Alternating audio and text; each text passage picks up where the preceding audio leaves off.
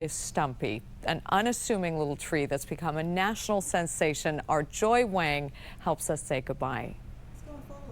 Don't be fooled by this cherry tree's hollowed out core. Stumpy has a whole lot of heart. He's the heart of the city, you know? Kind of like the Charlie Brown Christmas tree. He needs a little extra love. And oh, does he get it. I am obsessed with Stumpy. Out of the thousands of cherry trees, it's this one that gets all the attention. Stumpy.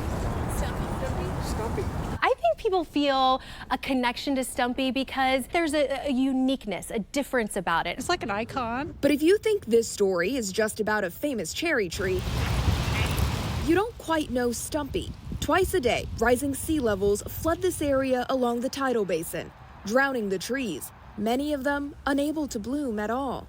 And yet, every year, against all odds, it's amazing. Stumpy puts out beautiful blooms and blossoms, and I think a lot of people relate to that. How could something so fragile be so resilient? He's holding on just like everybody is. And if Stumpy can do it, maybe so can we. It speaks to even the human spirit. Over the years, Stumpy has stolen our hearts. But this year, news of Stumpy's last bloom broke them. Sad, I'm sad. Climate change is to blame. We are about to begin a $113 million reconstruction of portions of the seawalls around the tidal basin and along the Potomac River.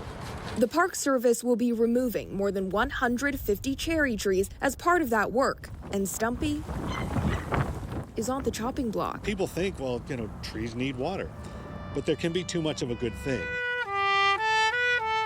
In Stumpy's final weeks, a trumpeter from the National Symphony Orchestra played a serenade.